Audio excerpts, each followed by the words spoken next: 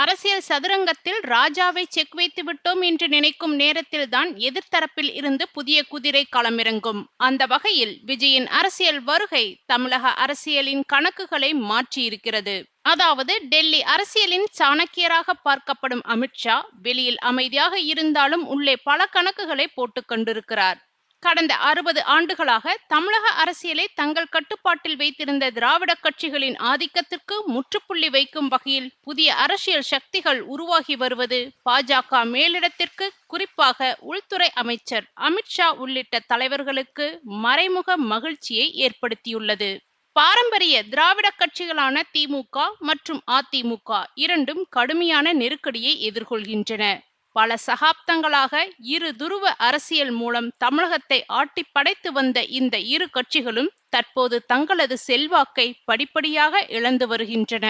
ஆளுங்கட்சியாக இருந்த திமுக தனது வலுவான கோட்டைகளிலேயே பெரும் பின்னடைவை சந்தித்துள்ளது. மக்கள் மத்தியில் எதிர்பார்ப்புகள் அதிகரித்த நிலையில் நிர்வாக தோல்விகள், ஊழல் குற்றச்சாட்டுகள் மற்றும் இளைஞர்களிடையே உருவாகிய மாற்றத்தின் தாக்கம் ஆகியவை திமுகவுக்கு பெரும் சவாலாக அமைந்துள்ளது. எதிர்க்கட்சியாக இருந்த அதிமுகவோ உட்கட்சி பூசல்கள், தலைமை பிரச்சனைகள் மற்றும் தொடர் தோல்விகளால் மக்கள் மத்தியில் தனது நம்பகத்தன்மையை இழந்துவிட்டது. திராவிட சித்தாந்தம் என்ற முழக்கம் இன்று தமிழக இளைஞர்களிடையே பெரும் ஈர்ப்பை இழந்துவிட்டதை இந்த தேர்தல் முடிவுகள் தெளிவாக காட்டுகின்றன. இந்த இடைவெளியை நிரப்பும் வகையில் விஜய் தலைமையிலான தமிழக வெற்றி கழகம் உருவெடுத்துள்ளது. சினிமா கவர்ச்சி மற்றும் மாற்றம் வேண்டும் என்ற இளைஞர்களின் ஆவலை முன்னிறுத்தி விஜய் பெரும் மக்கள் ஆதரவை பெற்றுள்ளார். ஆட்சிக்கே வந்தாலும் அவரது கட்சிக்கு இன்னும் வலுவான கொள்கை அடித்தளம் உருவாகவில்லை என்பது பாஜக மேலிடத்தின் மதிப்பீடு. கொள்கை இல்லாமல் வெறும் தனி நபர் பிரபலத்தின் மீது தங்கியிருக்கும் இந்த இயக்கத்தை தேசிய அளவிலான அதிகார பலத்துடன் எப்போது வேண்டுமானாலும் கையாள முடியும் என டெல்லி நம்புகிறது.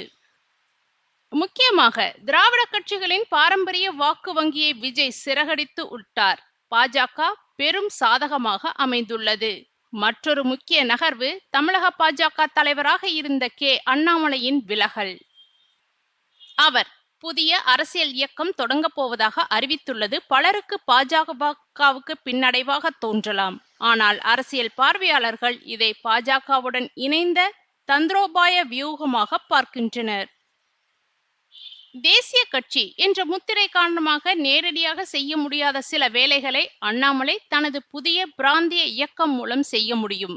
திராவிட சித்தாந்தத்தை வெறுக்கும் ஆனால் தமிழ் உணர்வு கொண்ட லட்சக்கணக்கான இளைஞர்களை அவரால் ஈர்க்க முடியும். இந்த இளைஞர் பட்டாளத்தை திரட்டி திராவிட எதிர்ப்பு வாக்குகளை ஒருங்கிணைப்பதே இந்த நகர்வின் முக்கிய நோக்கமாகும். இந்த அனைத்து நகர்வுகளும் இறுதியில் தமிழகத்தில் பாஜகவின் வலுவான கால் தடத்தை பதிப்பதற்கான முன்னேற்பாடுகள் என்பது தெளிவாகிறது. திமுக, அதிமுகவின் பலவீனம், விஜய் மூலமான வாக்கு பிரிவினை, அண்ணாமலை மூலமான இளைஞர் ஆதரவு ஆகிய அனைத்தும் பாஜகவின் தேசியவாத அரசியலுக்கு சாதகமான சூழலை உருவாக்குகின்றன. டெல்லி மேலிடம் இந்த குழப்பமான சூழலை சரியாக பயன்படுத்தி அடுத்த சில ஆண்டுகளில் தமிழக அரசியலில் பாஜக ஒரு மாபெரும் சக்தியாக நுழையும் வியூகத்தை வகுத்துள்ளதாக கூறப்படுகிறது. தமிழக அரசியல் வரலாற்றில் ஒரு புதிய அத்தியாயம் எழுதப்படும் நாட்களுக்கு இன்னும் அதிக தூரம் இல்லை என்பதே தற்போதைய யதார்த்தம்.